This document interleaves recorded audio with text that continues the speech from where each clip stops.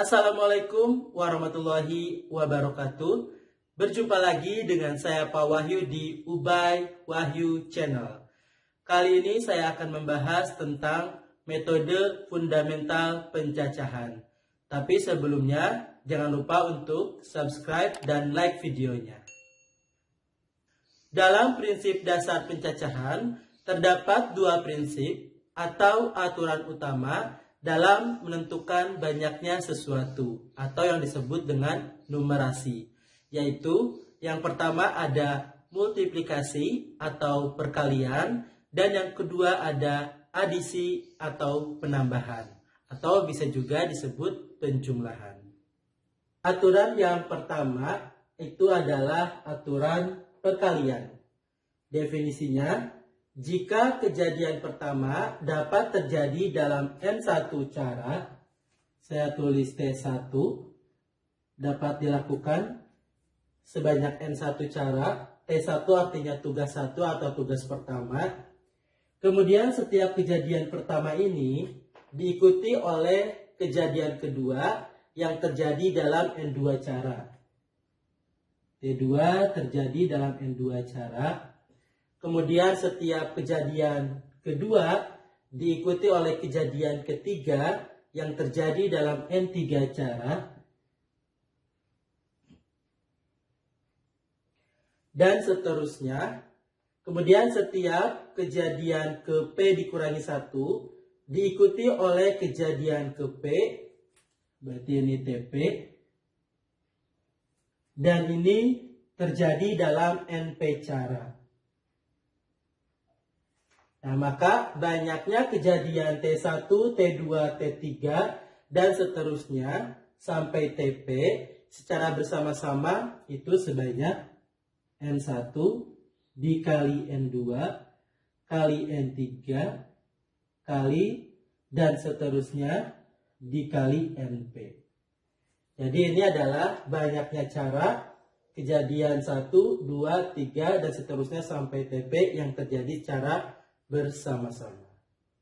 Contoh yang pertama, terdapat 10 mahasiswa, kemudian dari 10 mahasiswa ini kita akan membentuk suatu kepengurusan berbeda yang terdiri dari ketua, sekretaris, dan juga bendahara. Nah, di sini kepengurusannya berbeda. Artinya satu orang tidak boleh menjabat 2 jabatan atau lebih. Jadi satu orang itu harus 1. Nah, berapa banyak cara yang bisa dibentuk? Pertama, di sini kita akan memilih ketua, sekretaris, dan juga bendahara. Misal tugas pertama kita akan memilih seorang ketua. Maka banyak cara adalah 10. Artinya 10 mahasiswa itu bisa memiliki kesempatan untuk menjadi ketua. Setelah ketua terpilih, kita akan memilih sekretaris. Nah, banyaknya cara untuk memilih sekretaris itu adalah 9 cara. Karena dari 10 mahasiswa ini, 1 mahasiswa sudah menjadi seorang ketua. Kemudian tugas yang ketiga, kita akan memilih seorang bendahara.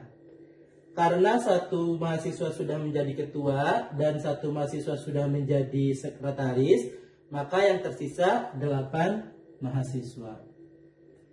Sehingga banyak cara untuk membentuk kepengurusan berbeda yang terdiri dari ketua, sekretaris, dan bendahara berdasarkan aturan perkalian adalah sebanyak 10 kali 9 kali 8 sama dengan 720 cara. Contoh yang kedua, sebuah bilangan 5 angka dibentuk dari angka-angka 1, 2, 3, 4, 5, 6, 7, 8, 9. Berapa banyak bilangan yang mungkin jika yang pertama angka dalam lambang bilangan tidak ada yang sama? Yang kedua, angka dalam lambang bilangan tidak boleh sama. Ya, untuk yang pertama, di sini kita akan membuat suatu bilangan yang terdiri dari 5 angka. Maka banyak tugas yang bisa dilakukan itu adalah 5 ya. Tugas pertama, tugas kedua, tugas ketiga, tugas keempat, dan tugas kelima.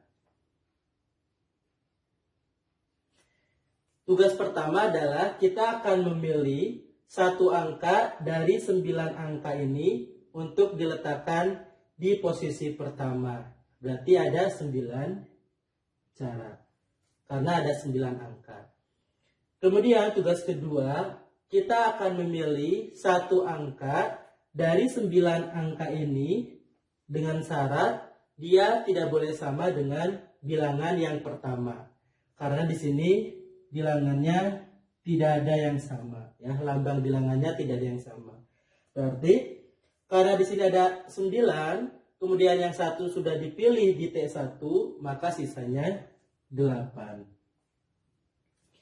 Kemudian tugas yang ketiga, kita akan memilih satu angka dari 9 angka ini untuk diletakkan di posisi ketiga dengan syarat tidak boleh sama dengan yang pertama dan angka yang kedua. Maka banyaknya cara ada 7. Dan seterusnya ya. Berarti ini ada 6, ini ada 5. Berdasarkan aturan perkalian, maka banyaknya cara adalah ya tinggal dikalikan 9 kali 8 kali 7 kali 6 kali 5 itu adalah 15.120. Jadi ini adalah banyaknya cara untuk menyusun bilangan terdiri dari 5 angka yang dimana angka dalam lambang bilangannya tidak ada yang sama. Dan angka-angka penyusunnya itu adalah 1, 2, 3 dan seterusnya sampai 9. Kemudian yang kedua, angka dalam lambang bilangannya boleh sama. Ya. Berarti sama ini juga ada 5 tugas. Tugas pertama, tugas kedua, tugas ketiga, tugas keempat, dan tugas kelima. Ya, tugas pertama ada 9 cara. Tugas kedua, karena boleh sama, ya berarti ada 9 cara.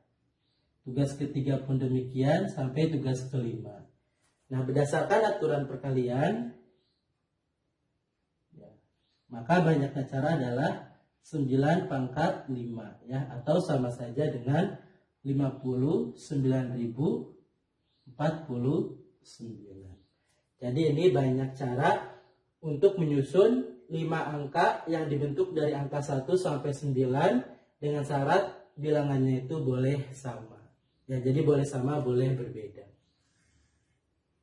Prinsip atau aturan yang kedua adalah aturan penjumlahan. Jika kejadian pertama dapat dilakukan atau terjadi dalam N1 cara,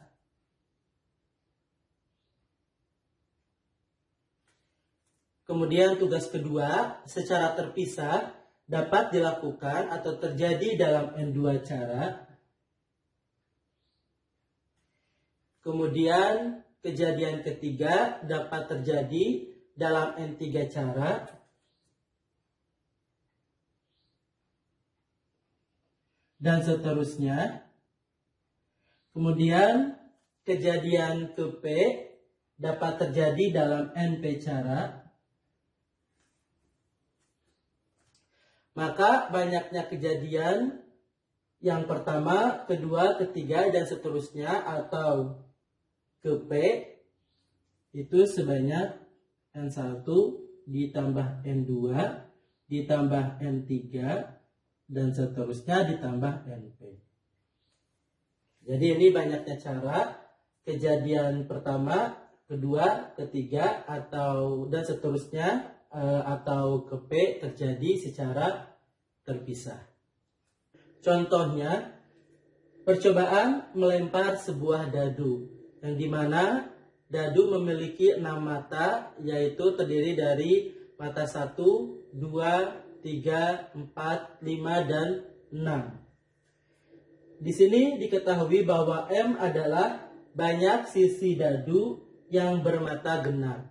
Ya, yang bermata genap itu ada 3, yaitu 2, 4, dan 6. Berarti M-nya ada 3. Kemudian N, banyak sisi dadu, mata ganjil, dan prima. Yang ganjil itu ada 1, kemudian 3, 5. Kemudian yang prima itu ada 2, 3, dan 5. Sedangkan di sini N itu banyak sisi dadu, mata ganjil dan prima. Ganjil dan prima itu ada 2, yaitu 3 dan 5. Berarti ini sama dengan 2. Sehingga banyak sisi dadu bermata genap atau bermata ganjil prima itu adalah, ini berdasarkan aturan penambahan, bermata genap itu ada 3, atau bermata ganjil prima itu ada 2. Yang ini ada 2. Maka banyaknya cara adalah 3 ditambah 2, 5. Kemudian contoh yang kedua. Di atas meja ada 10 buku matematika yang berbeda. Kemudian ada 5 buku fisika yang berbeda. Banyak cara memilih satu buku matematika atau fisika. Ya. Jadi kita akan memilih satu buku dari 10 buku matematika berbeda dan juga dari 5 buku fisika berbeda. Ya, di sini buku matematikanya ada 10, berarti ya tugas pertamanya ada 10 cara ya. Kemudian tugas yang keduanya kita akan memilih buku fisika itu ada 5. Karena kita akan memilih buku matematika atau fisika, berarti tinggal dijumlahkan ya. Banyaknya cara adalah 15 cara. Jadi banyaknya cara itu adalah 15 ya. Itu adalah aturan kedua.